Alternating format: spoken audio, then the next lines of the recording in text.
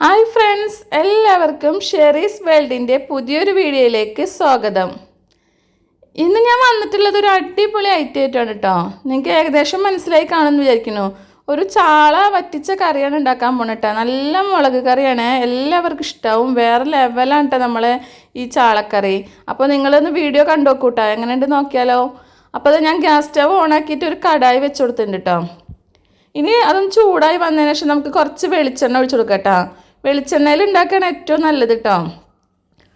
പിന്നെ അത് ഞാൻ കുറച്ച് ചെറിയുള്ളി അരിഞ്ഞ് വെച്ചിട്ടുണ്ട്, അപ്പോൾ അതും കൂടി ഇട്ട് കൊടുക്കാം കേട്ടോ. ഇനി ചെറിയുള്ളി സ്റ്റോക്ക് ഇല്ലെങ്കിൽ നമുക്കൊരു ചെറിയ സപ്പോള കട്ട് ചെയ്തിട്ട് ഇട്ട് കൊടുത്താലും മതി കേട്ടോ. നമ്മൾ ഉള്ളിയൊക്കെ നന്നായി ഒന്ന് മൂത്ത് സെറ്റായിട്ട് വരട്ടെ കേട്ടോ. പിന്നെ നമുക്ക് കുറച്ച് കറിവേപ്പിലും കൂടി ഇട്ട് കൊടുക്കണം കേട്ടോ. അപ്പോൾ അത് നന്നായി ഒന്ന് മൂത്ത് സെറ്റായിട്ട് വരുന്ന വരെ നമുക്കൊന്ന് വെയിറ്റ് ചെയ്യാം. അപ്പോൾ എല്ലാവർക്കും എൻ്റെ വീഡിയോസൊക്കെ ഇഷ്ടമാവുക ലൈക്ക് ചെയ്യാനും ഷെയർ ചെയ്യാനും സബ്സ്ക്രൈബ് ചെയ്യാനും മറക്കരുത് കേട്ടോ. കൂടെ ബെല്ലൈക്കൺ കൂടി ഒന്ന് അമർത്തിക്കോളൂ, എന്നാലാണ് എൻ്റെ പുതിയ പുതിയ വീഡിയോസൊക്കെ നിങ്ങൾക്ക് നോട്ടിഫിക്കേഷനായിട്ട് വരുള്ളൂ. പിന്നെ ഇത് ഞാൻ കുറച്ച് ഇഞ്ചിയും വെളുത്തുള്ളിയും ചതച്ചിട്ട് കൊടുത്തിട്ടുണ്ട് കേട്ടോ. അപ്പോൾ നോക്കിയിട്ട് ആവശ്യത്തിന് ഇട്ട് കൊടുത്താൽ കേട്ടോ. ഇഞ്ചി കൂടരുത് കേട്ടോ, അപ്പോൾ നമുക്ക് വേറൊരു ടേസ്റ്റാണ് വരിക. കുറച്ചിട്ട് കൊടുത്താൽ മതി കേട്ടോ ഇഞ്ചിയൊക്കെ. ഇനി നന്നായി ഒന്ന് വഴറ്റിയെടുക്കട്ടെ നമുക്കതിനെ. അപ്പോൾ നമ്മൾ ഉള്ളിയൊക്കെ ഏകദേശം വഴറ്റി സെറ്റായിട്ട് വന്നിട്ടുണ്ട് കേട്ടോ. ഇനി നമുക്ക് ബാക്കി ഐറ്റംസൊക്കെ ചേർത്ത് കൊടുക്കണ്ടേ. അപ്പം ഞാനൊരു മീഡിയം സൈസ് തക്കാളി കട്ട് ചെയ്ത് വെച്ചിരുന്നു. പിന്നെ ഒരു 4 പച്ചമുളക് കട്ട് ചെയ്ത് വെച്ചിരുന്നു കേട്ടോ. അപ്പോൾ അതും കൂടി ഇട്ടിട്ട് അതും കൂടി ഒന്ന് വഴറ്റിയെടുക്കണം കേട്ടോ. അപ്പോൾ ആരെങ്കിലുമൊക്കെ എൻ്റെ വീഡിയോ സബ്സ്ക്രൈബ് ചെയ്യാതെ കാണുന്ന വെച്ചാൽ പ്ലീസ് ഒന്ന് സബ്സ്ക്രൈബ് ചെയ്യൂ കേട്ടോ. കൂടെ ബെല്ലൈക്കൺ കൂടി ഒന്ന് അമർത്തിക്കോളൂ കേട്ടോ. പിന്നെ എല്ലാവരും വീഡിയോസൊക്കെ ഫുള്ളായി കാണാൻ ശ്രമിക്കുക, ആരും സ്കിപ്പ് ചെയ്ത് കാണരുത് കേട്ടോ. ഇപ്പോൾ നമ്മളെ തക്കാളിയൊക്കെ വഴറ്റി സെറ്റായിട്ട് അടിപൊളിയായിട്ട് വന്നിട്ടുണ്ട് കേട്ടോ. ഇനി നമുക്ക് മുളക് പൊടി ഇട്ട് കൊടുക്കണ്ടേ. അപ്പം ഞാനൊരു 2.5 സ്പൂൺ മുളക് പൊടിയൊക്കെയാണ് ഇട്ട് കൊടുക്കണേ കേട്ടോ. നമ്മളെ എരിവിനനുസരിച്ചിട്ട് നോക്കിയിട്ട് ഇട്ട് കൊടുത്താൽ മതി. ഇനി നമുക്ക് മഞ്ഞൾപ്പൊടി ഇട്ട് കൊടുക്കാം. മഞ്ഞൾപ്പൊടി ഒരു 1/2 സ്പൂൺ ഇട്ട് കൊടുത്താൽ മതി കേട്ടോ. എന്നിട്ട് ഇതിൻ്റെ പച്ചമണം മാറുന്ന വരെ ഒന്ന് നമുക്ക് എണ്ണയിലിട്ടിട്ടൊന്ന് വഴറ്റിയെടുക്കണം കേട്ടോ. അപ്പോൾ ഏകദേശമൊക്കെ അതിൻ്റെ പച്ചമണം മാറി തുടങ്ങിയിട്ട് കേട്ടോ.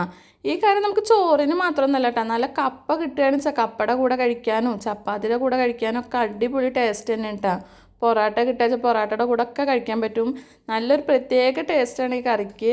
നിങ്ങൾ എന്തായാലും ട്രൈ ചെയ്ത് നോക്കണം കേട്ടോ. ചിലപ്പോൾ ചിലർക്കൊക്കെ അറിയുണ്ടാവും, അറിയാത്തവർ ഈ രീതിയിലൊന്ന് മീൻ കറി ഉണ്ടാക്കി നോക്കൂ കേട്ടോ. അപ്പോൾ അതാ ഒക്കെ സെറ്റായിട്ട് വന്നിട്ടുണ്ട്. ഇനി നമുക്ക് കുറച്ച് പുളിയുടെ വെള്ളം ഒഴിച്ചു കൊടുക്കണം. ഞാൻ ഒരു നെല്ലിക്ക വലുപ്പത്തിലുള്ള പുളി എടുത്തിട്ട് വെള്ളത്തിലിട്ട് വെച്ചിട്ടുണ്ടായിരുന്നു കേട്ടോ. അപ്പോൾ അതൊക്കെ ഒന്ന് പിഴിഞ്ഞിട്ട് അതിൻ്റെ വെള്ളം ഒഴിച്ചു കൊടുക്കുകയാണ്.